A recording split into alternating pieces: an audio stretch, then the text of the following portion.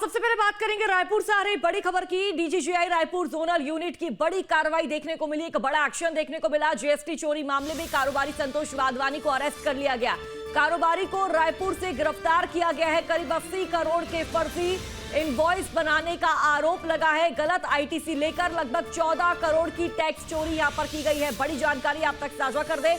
बड़ा एक्शन के रूप में इसको देखा जा रहा है। रायपुर से जानकारी सामने आ रही है, जहां डीजीजीआई रायपुर जोनल यूनिट की बड़ी कार्रवाई देखने को मिली है। एक बड़ा एक्शन लिया गया है। जीएसटी चोरी मामले में कारोबारी संतोष वाधवानी को अरेस्ट कर लिया गया है। आरोप लगा है संतोष वाधवानी पर जीएसटी चोरी का। कारोबारी को रायपुर से गिरफ्तार किया गया। करीब 80 करोड़ के फर्जी इनवॉइस बनाने का आरोप लगा है संतोष वाधवानी पर। गलत आईटीसी लेकर लगभग 14 करोड़ की टैक्स चोरी की है। और ज्यादा जानकारी साझा करेंगे, संवाददाता अंकुश हमारे साथ जुड़ चुके हैं। अंकुश, डीजीजीआई का बड़ा एक्शन देखने को मिला है, क्या अपडेट, क्या जानकारी? देखिए, छत्तीसगढ़ में लगातार कार्रवाइयां हो रही हैं और उसी कार्रवाई के सिलसिले में अगर हम देखें तो डीजीजीआई ने एक बड़ी कार्रवाई की है, जिसमें रायपुर जोनल यूनिट की ये बड़ी कार्रवाई कही जा रही है। दरअसल जीएसटी चोरी मामले में कारोबारी संतोष वाधवानी को गिरफ्तार किया गया है। कारोबारी को रायपुर से गिरफ्तार किया गया है और इनके ऊपर करीब 80 करोड़ रुपए के फर्जी इनवॉइस के बनाने का आरोप है। कहा जा रहा है कि गलत आईटीसी लेकर लगभग 14 करोड़ की टैक्स चोरी इन्होंने की है और डीजीजीआई ने ये कार्रवाई इनकी टैक्स चोरी के मामले में करते हुए इनको गिरफ्तार किया है। अब आगे की कार्रवाई की जा रही है। कहा जा रहा है कि फर्जी इनवॉइस बनाकर ये लगातार विभाग को भी गुमराह कर रहे थे और बड़ी मात्रा में टैक्स की चोरी कर रहे थे। इस मामले में अब कार्रवाई हुई है और अब आगे गिरफ्तारी के बाद आगे की कार्रवाई की जा रही है। बिल्कुल अंकुश, अब गिरफ्तारी के बाद आगे की कार्रवाई की बात की जा रही है, लेकिन क्या अपडेट, क्या जानकारी, किन तथ्यों के आधार पर कार्रवाई हुई है? डीजीजीआई के हाथ क्या कुछ लगा अब तक? देखिए, मैंने जैसे पहले बताया कि फर्जी इनवॉइस बनाकर ये जो डीजीजीआई ने जो कार्रवाई की है उसमें फर्जी इनवॉइस की जानकारी डीजीजीआई को लगी थी, उसके बाद ये कार्रवाई की है और इनवॉइस के बहाने ये। ठीक है अंकुश, आप बने रहे हमारे साथ, आगे भी आपसे अपडेट और जानकारी लेते रहेंगे। रायपुर से आ रही एक और बड़ी खबर, जहां रायपुर बिलासपुर हाईवे पर हिट एंड रन का मामला सामने आया। अज्ञात वाहन ने कई लोगों को टक्कर मार दी। हादसे में 3 लोगों की मौके पर ही मौत हो गई है। 2 लोग ऐसे हैं जो कि घायल हुए हैं। दोनों घायलों का इलाज अस्पताल में जारी है। बाइक सवार को अज्ञात वाहन ने दूर तक घसीटा। भूमिया गांव के पास की घटना है। तिल्दा थाना इलाके का ये मामला बताया जा रहा है। रायपुर बिलासपुर हाईवे पर हिट एंड रन का ये जो मामला है सामने आया। अज्ञात वाहन ने कई लोगों को टक्कर मार दी, कई लोगों को रौंद दिया और इस टक्कर में 3 लोगों की मौके पर ही मौत हो गई। 2 लोग घायल हैं। दोनों घायलों का इलाज अस्पताल में चल रहा है। अंकुश हमारे साथ लगातार जुड़े हुए। अंकुश, क्या जानकारी इस पूरे मामले में, क्या अपडेट? फिलहाल किस व्यक्ति द्वारा टक्कर मारी गई है? क्या पुलिस ने उस व्यक्ति को गिरफ्तार कर लिया है? क्या जानकारी? देखिए, रायपुर के भूमिया गांव के पास का ये मामला है, जहां पर हिट एंड रन हुआ है, जहां पर अज्ञात वाहन की टक्कर से कई लोग जो है वो घायल हुए हैं। दरअसल रायपुर बिलासपुर हाईवे पर यह घटना हुई है। मौके पर 3 लोगों की मौत की जानकारी भी मिली है और 2 लोग गंभीर रूप से घायल भी हुए हैं। बाइक सवार जो है वो अज्ञात वाहन चालक को कई मीटर तक घसीटते रहा है, ऐसी भी जानकारी मिल रही है। सभी घायलों को भूमिया गांव के निवासी बताया जा रहा है और जो घायल हैं उनको हॉस्पिटल में भर्ती कराया जा रहा है। तिल्दा थाना क्षेत्र पुलिस ने इस पूरे मामले में अब पतासाजी करना शुरू कर दिया है और अज्ञात वाहन चालक की तलाश शुरू है। ठीक है अंकुश, बहुत बहुत शुक्रिया आपका जानकारी साझा करने के लिए। तो वाहन चालक की जो तलाश है पुलिस ने तेज कर दी है। देखिए, इस पूरे मामले में 3 लोगों की मौत की खबर सामने आई है और 2 लोग ऐसे हैं जो कि अस्पताल में भर्ती है। देखिए, पूरा जो मामला है रायपुर बिलासपुर हाईवे पर घटित हुआ है। अज्ञात वाहन आता है, कई लोगों को टक्कर मारकर आगे की तरफ बढ़ जाता है। 3 लोगों की मौत हो गई है, 2 लोग घायल है। घायलों का अस्पताल में इलाज जारी है। इसके साथ ही बाइक सवार को अज्ञात वाहन ने दूर तक घसीटा। देखिए, बाइक सवार युवक जिसको एक वाहन ने दूर तक घसीटा, अस्पताल में भर्ती है। जानकारी के अनुसार 3 लोगों ने मौके पर ही दम तोड़ दिया। भूमिया गांव के पास की घटना बताई जा रही है। हालांकि जो वाहन चालक है पुलिस की गिरफ्त से अभी भी बाहर चल रहा है। पुलिस जल्द ही वाहन चालक को ढूंढ लेगी और गिरफ्तार भी कर लेगी। लेकिन फिलहाल ये तस्वीरें आप देखिए किस तरह हिट एंड रन का जो मामला है वो सामने आया रायपुर बिलासपुर नेशनल हाईवे से। अब बात शहडोल से आ रही बड़ी खबर की करेंगे, जहां दूषित पानी पीने से 8 से ज्यादा गौवंशों की मौत हो गई। देखिए, गौरक्षक ने एससीसीएल प्रबंधन पर आरोप लगाया। गौवंशों की मौत से हड़कंप मचा हुआ है। एससीसीएल सुहागपुर अंतर्गत अमलाई ओसीएम की घटना है। ये बड़ी खबर आप तक साझा कर दे। गौवंशों ने दूषित पानी पिया और देखिए दूषित पानी पीने से 8 से ज्यादा गौवंशों ने दम तोड़ दिया। गौरक्षक ने एससीसीएल प्रबंधन पर आरोप लगाया है। जरा जानकारी साझा करेंगे, संवाददाता कृष्णा तिवारी हमारे साथ जुड़ चुके हैं। कृष्णा, दूषित पानी पीने से 8 से ज्यादा गौवंशों की मौत, कहां इन्होंने ये दूषित पानी पिया, क्या जानकारी? देखिए, मैं बता दूं आपको कि शहडोल जिले के धरपुर थाना अंतर्गत एससीसीएल सुहागपुर, जहां से कोयला खदान है उसकी वहां की घटना है। इसके पहले भी 2022 में ऐसे 21 से 22 गाय की मौत हो गई थी दूषित पानी पीने से। अभी भी जो जानकारी लगी है कि दूषित पानी पिया है गायों ने और उसकी मौत हो गई। हालांकि पुलिस मौके पर पहुंची है, गायों के जो शव को पोस्टमार्टम कराया जा रहा है, उसके बाद अगर जानकारी आ पाएगी कि किस तरह से इनकी मौत हुई है। हालांकि जो गौ रक्षक है वो रामदून ने आरोप लगाया कि एससीसीएल में जो गंदा पानी बहता है उसके कारण गायों की मौत हुई है। लेकिन ये कृष्णा, दूषित पानी कहां से आया? क्या किसी फैक्ट्री से दूषित पानी आया? गाय ने, गौवंश जो थे जिन्होंने पानी पिया, जिनकी मौत हो गई है, कहां से इन्होंने पानी पिया?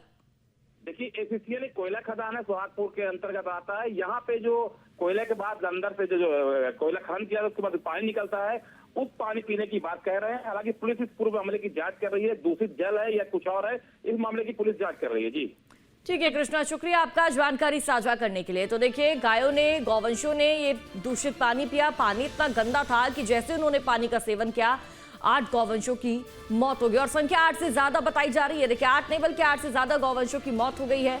गौरक्षक ने एससीसीएल प्रबंधन पर आरोप लगाए हैं कि आखिरकार गाय ने दूषित पानी कैसे पी लिया, दूषित पानी आया तो कहां से आया। और गौवंशों की मौत से पूरे इलाके में हड़कंप मचा हुआ है। एससीसीएल सुहागपुर अंतर्गत अमलाई ओसीएम की घटना बताई जा रही है।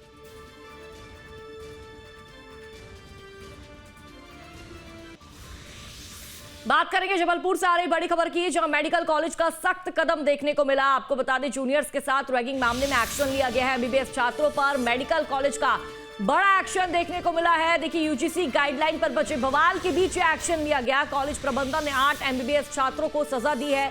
6 महीने के लिए क्लास से इनको निलंबित कर दिया गया है, रेस्ट्रिकेट कर दिया गया है। हर छात्र पर 10,000 रुपए का जुर्माना भी लगाया है। सीनियर ये छात्र है और जूनियर की रैगिंग ये कर रहे हैं। एक तरफ जहां देखिए रैगिंग बैन है, उसके बावजूद भी कॉलेज में इस तरह की जो तस्वीरें हैं वो देखने को मिली है, जिसके बाद एक्शन लिया गया। 10,000 का जुर्माना लगाया गया और 6 महीने के लिए इनको निलंबित कर दिया गया, सस्पेंड कर दिया गया।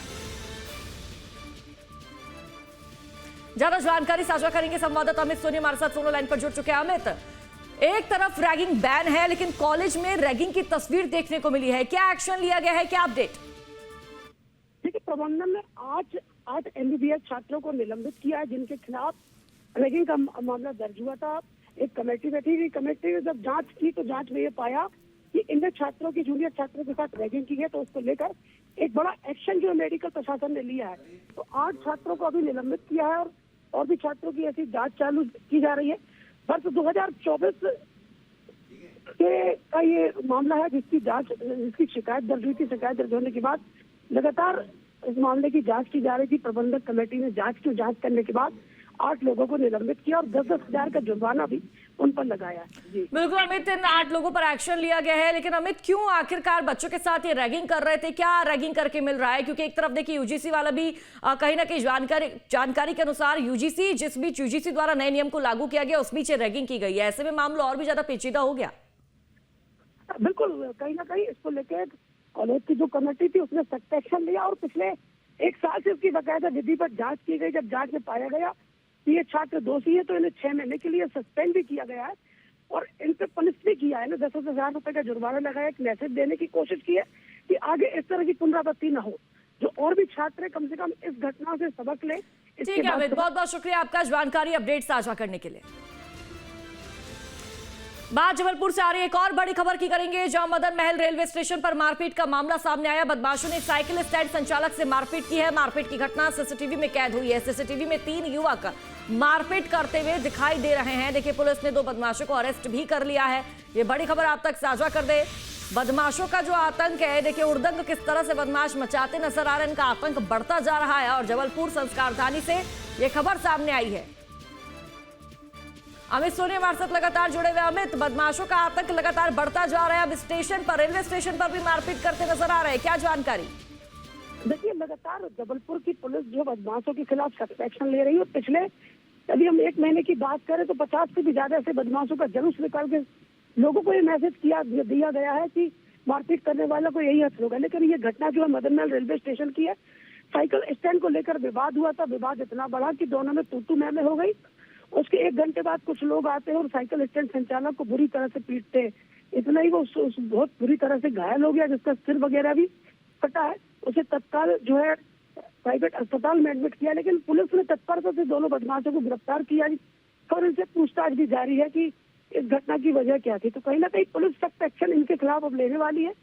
और ये सीसीटीवी में जो आप देख रहे हैं घटना जो है, अपने आप में ही आप देख सकते हैं कि किस तरह से 2 बदमाश आते हैं और साइकिल स्टैंड संचालक के साथ मारपीट करते हैं। जी बिल्कुल अमित, इन तस्वीरों को देखने के बाद ये लग रहा है कि इन बदमाशों के अंदर कोई खौफ नहीं है, ना ही आरपीएफ का खौफ है, ना ही पुलिस बल का खौफ है। बिल्कुल, जबकि थाना आरपीएफ थाना घटनास्थल से पास नहीं है, लेकिन उसके बाद भी पुलिस प्रशासन के कोई अधिकारी मौके पर नहीं पहुंचे। और जब घटना देर हो गई उसके बाद जो जिनके साथ मारपीट हुई है उन्होंने थाने में जाकर रिपोर्ट लिखाई, तब मामला दर्ज हुआ और 2 अपराधियों को पुलिस ने आरोपियों को गिरफ्तार भी किया है। ठीक है अमित, शुक्रिया आपका जानकारी साझा करने के लिए। तो आरोपियों को गिरफ्तार कर लिया गया तुरंत ही जैसे ही सीसीटीवी देखा, और सीसीटीवी के माध्यम से ये दिख गया कि जो 2 आरोपी हैं एक युवक को जमकर मार रहे हैं, पीट रहे हैं, थप्पड़ उस पर बरसा रहे हैं। पुलिस ने एक्शन लिया और इन दोनों आरोपियों को तुरंत ही गिरफ्तार कर लिया गया। अब बात कोरबा से आ रही बड़ी खबर की करेंगे, जहां तेज रफ्तार 2 ट्रेलर की जबरदस्त भिड़ंत हो गई। हादसे में दोनों वाहन क्षतिग्रस्त हुए हैं। आपको बता दें, कैबिन में फंसा था वाहन चालक। कड़ी मशक्कत के बाद चालक को बाहर निकाला गया। राताखार मुख्य मार्ग की घटना ये बताई जा रही है। तो तेज रफ्तार 2 ट्रेलर की जबरदस्त भिड़ंत हो गई। कोरबा से बड़ी खबर है, तेज रफ्तार 2 ट्रेलर की जबरदस्त भिड़ंत हो गई। हादसे में दोनों वाहन क्षतिग्रस्त हो गए। कैबिन में वाहन चालक फंस गया। कड़ी मशक्कत के बाद वाहन चालक को बाहर निकाला गया। राताखार मुख्य मार्ग की ये घटना बताई जा रही है।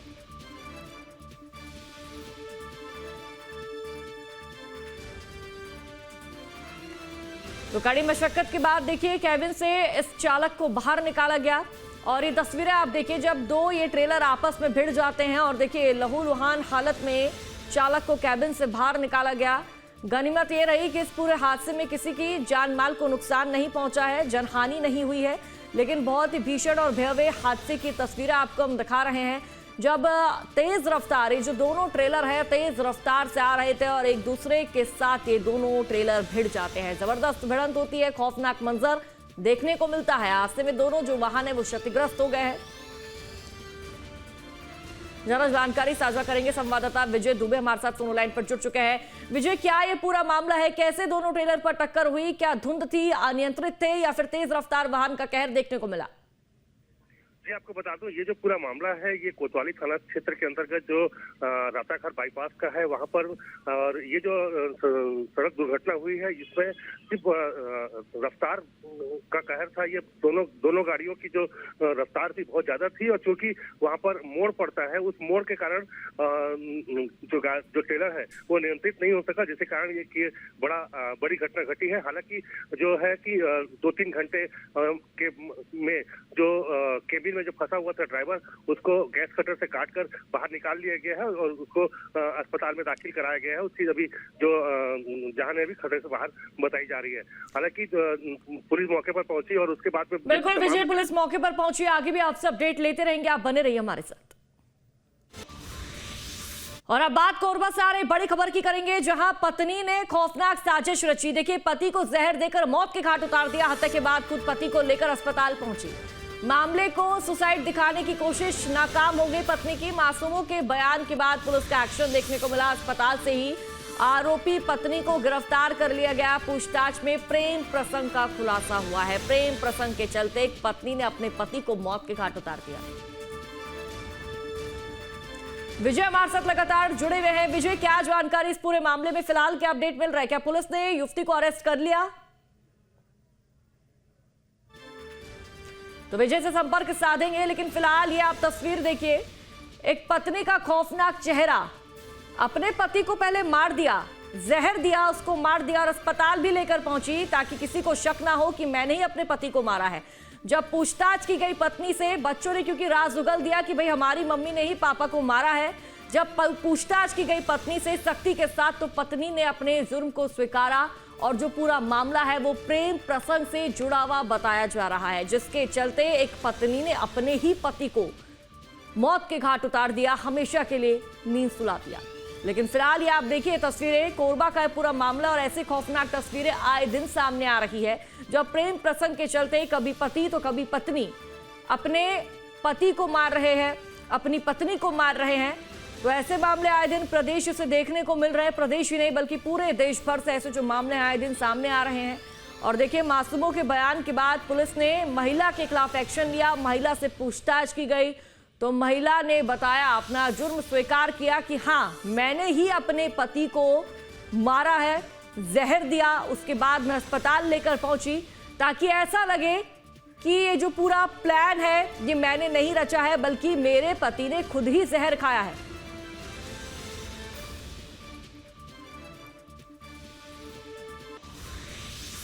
बात बिलासपुर से आ रही बड़ी खबर की करेंगे, जहां नशीली दवाइयों के साथ 2 आरोपियों को गिरफ्तार किया गया। 400 नग नशीले इंजेक्शन, 100 से अधिक टैबलेट जब्त की गई। एनडीपीएस और जेजे एक्ट के तहत इन पर केस दर्ज हुआ है। सिटी कोतवाली थाना पुलिस की बड़ी कार्रवाई, बड़ा एक्शन यहां देखने को मिला। ये बड़ी खबर आप तक साझा कर दे। बिलासपुर से जानकारी सामने आ रही है, जहां नशीली दवाइयों के साथ 2 आरोपियों को अरेस्ट किया गया। 400 नग नशीले इंजेक्शन इनसे मिले हैं, 100 से ज्यादा टैबलेट इनके पास से बरामद की गई। एनडीपीएस और जेजे एक्ट के तहत केस दर्ज हुआ है। सिटी कोतवाली थाना पुलिस की कार्रवाई यहां देखने को मिली।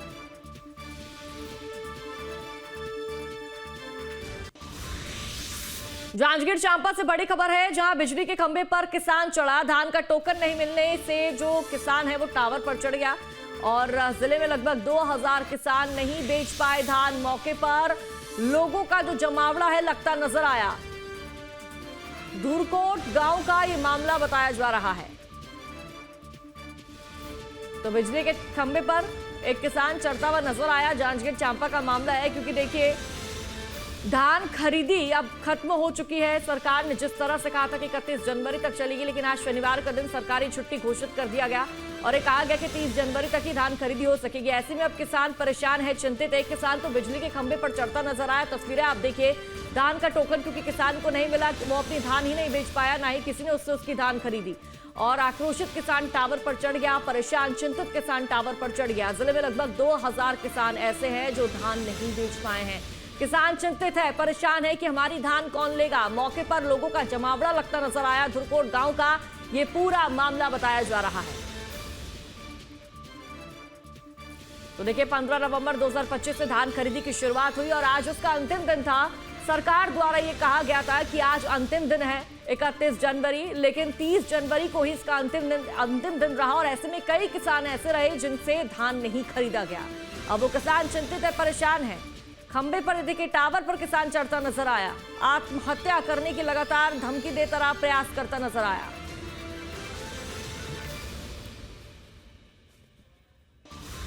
बाद में मेत्रा से आ रही बड़ी खबर की करेंगे, जहां 15 नवंबर से 30 जनवरी तक चली धान खरीदी प्रक्रिया। 1.55 लाख यानी कि 1,55,000 किसानों ने अपना धान बेचा। जिले में 85,45,000 क्विंटल धान की खरीदी हुई है। अवैध भंडारण परिवहन पर भी एक्शन लिया गया है। कार्रवाई में करीब 2 करोड़ का जो धान है वो भी जब्त किया गया है। तो 15 नवंबर से इसकी शुरुआत हुई धान खरीदी की, 30 जनवरी तक ये चली और आज है 31 जनवरी, यानी कि धान खरीदी की जो धान खरीदी चल रही थी अब वो बंद हो चुकी है। ऐसे में एक तरफ किसान भी चिंतित नजर आ रहे हैं, क्योंकि कई हजारों की संख्या में किसान ऐसे हैं जिनका धान नहीं खरीदा गया है। वो किसान चिंतित है, लेकिन फिलहाल ये आप देखिए कि 2 करोड़ का धान भी यहाँ से जब्त किया गया है और प्रशासनिक कार्रवाई यहाँ देखने को मिली। छत्तीसगढ़ के नक्सल प्रभावित सुकमा जिले में सुरक्षा बलों के सामने शुक्रवार को 4 नक्सलियों ने सरेंडर किया। आत्मसमर्पण को माओवादी किस्टाराम एरिया कमेटी के सक्रिय हैं और देखिए, ये सरेंडर को माओवादियों के पुनः मार्गेम अभियान के लिए एक झटका है। सुकमा में 4 नक्सलियों ने किया सरेंडर।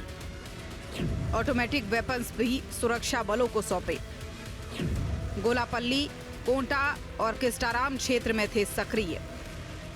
नक्सल मुक्त भारत अभियान में सुरक्षा बलों को बड़ी सफलता हाथ लगी है। सुकमा में सुरक्षा बलों के सामने शुक्रवार को कुल 4 नक्सलियों ने सरेंडर किया है। 8 लाख के इनामी चारों नक्सलियों ने 7 लाए ऑटोमेटिक हथियार जमा किए। सरेंडर करने वाले 4 नक्सलियों में 2 महिला नक्सली भी शामिल हैं, जो किस्टाराम एरिया कमेटी के सक्रिय सदस्य थे। आइए आपको बताते हैं कि सरेंडर करने वाले नक्सली कौन कौन हैं और उन पर कितना इनाम घोषित था। सोढ़ी जोगा ACM 5 लाख रुपए इनामी, डाबरा गंगा LOS 1 लाख रुपए इनामी, सोढ़ी राजे LOS 1 लाख रुपए इनामी, माड़वी बुधरी LOS 1 लाख रुपए इनामी। ये आत्मसमर्पण जिला सुकमा पुलिस और आंध्र प्रदेश के अल्लूरी सीताराम राजू जिला पुलिस के संयुक्त प्रयासों से पुनः मार्गेम पुनर्वास से पुनर्जीवन अभियान के तहत हुआ है। इन नक्सलियों ने बस्तर रेंज के IG Sundarraj P, Sukma SP किरण चौहान और कोंटा रेंज CRPF के 2IC अरविंद P आनंद की मौजूदगी में किया। पुलिस के अनुसार आत्मसमर्पित माओवादी किस्टाराम और गोलापल्ली LOS से जुड़े हुए थे। इसमें एक ACM रैंक का कमांडर भी शामिल है। आत्मसमर्पण करने वाले सभी कैडरों को छत्तीसगढ़ शासन के आत्मसमर्पण एवं पुनर्वास नीति के तहत आर्थिक सहायता, पुनर्वास और अन्य सुविधाएं दी जाएंगी ताकि वे समाज की मुख्य धारा से जुड़कर सामान्य जीवन जी सके। गौरतलब है कि केंद्र और राज्य सरकार के संयुक्त अभियान में अकेले 2025 में 256 नक्सली मारे जा चुके हैं, जबकि 1500 से अधिक नक्सलियों ने सरेंडर किया है। वहीं मार्च महीने तक नक्सल उन्मूलन के लिए जारी एंटी नक्सल ऑपरेशन का असर हुआ है। लगातार नक्सली सरेंडर कर रहे हैं या मुठभेड़ में मारे जा रहे हैं। सुरक्षा बलों के नकेल का असर है कि नक्सली संगठन अब बुरी तरह से कमजोर हो चुके हैं। Team news state. महाकाल मंदिर में गैर हिंदू के प्रवेश पर प्रतिबंध की मांग होने लगी है। हाल ही में उत्तराखंड के 4 धाम में गैर हिंदू के एंट्री पर रोक लगाए जाने की मांग उठी है, जिसके बाद यही मांग अब महाकालेश्वर में भी उठने लगी है।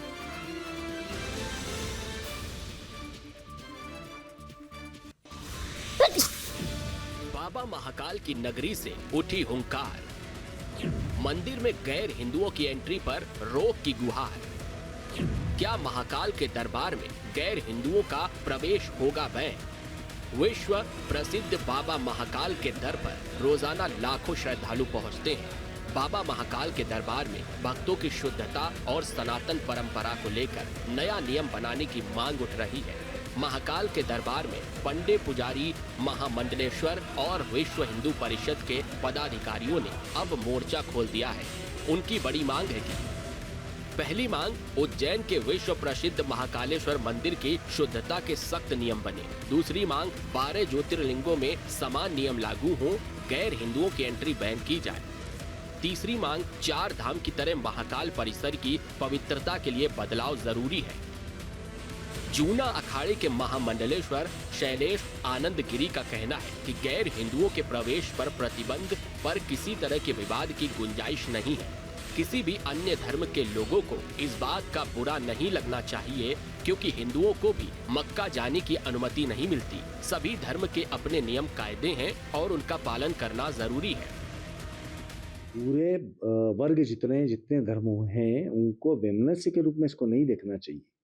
क्या हिंदुओं को मक्का में अनुमति है जाने की? वेटिकन के सेंट्रल कॉरिडोर के अंदर जाने की अनुमति है क्या? हर एक धर्म की अपनी शुचिता है, अपनी पवित्रता है, अपनी परंपरा है। उसी प्रकार से वैदिक सनातन वाङ्मय में हिंदुत्व की अपनी एक परंपरा है। उस परंपरा के अंदर हम सदैव से मांग करते रहे। विशेष तौर पे प्रयागराज के कुंभ में मैंने मांग करी थी, जिसको आप सभी लोगों ने एक तरह से प्रसारित किया था। महाकालेश्वर हो, 12 ज्योतिर्लिंग हो, शक्तिपीठ हो, जितने भी हिंदू प्राचीनतम धर्म स्थान है, वहां पर विधर्मियों का प्रवेश पूर्णतः प्रतिबंधित रहना चाहिए। आरोप है कि मुस्लिम युवक साजिश के तहत हिंदू युवतियों के साथ मेल जोल बढ़ाते हैं, उन्हें बरगलाते हैं। दूसरे शहरों से भी मुस्लिम युवक उज्जैन के महाकालेश्वर मंदिर आते हैं और अपने साथ किसी हिंदू युवती को लाते हैं। उज्जैन के ही अन्य धर्म स्थलों पर भी इसी प्रकार के मामले सामने आए हैं। बताया जा रहा है पिछले साल महाकाल मंदिर परिसर के कई ऐसे मामले सामने आए। हिंदू जागरण मंच के पदाधिकारियों ने इन सारे मामलों को उठाकर गैर हिंदुओं की एंट्री पर बैन करने की मांग की है।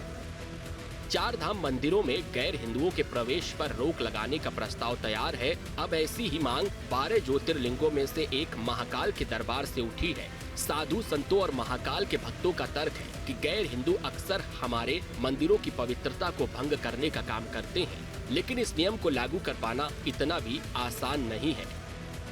Team news state. आपके मोबाइल पर तुरंत आएगी ब्रेकिंग न्यूज। स्क्रीन पर सबसे पहले दिखेगी बड़ी खबर। देश दुनिया की हर खबर एक जगह। अब आपके मोबाइल पर तुरंत फटाफट इंस्टॉल कीजिए न्यूज नेशन ऐप और रखिए खुद को अपडेट।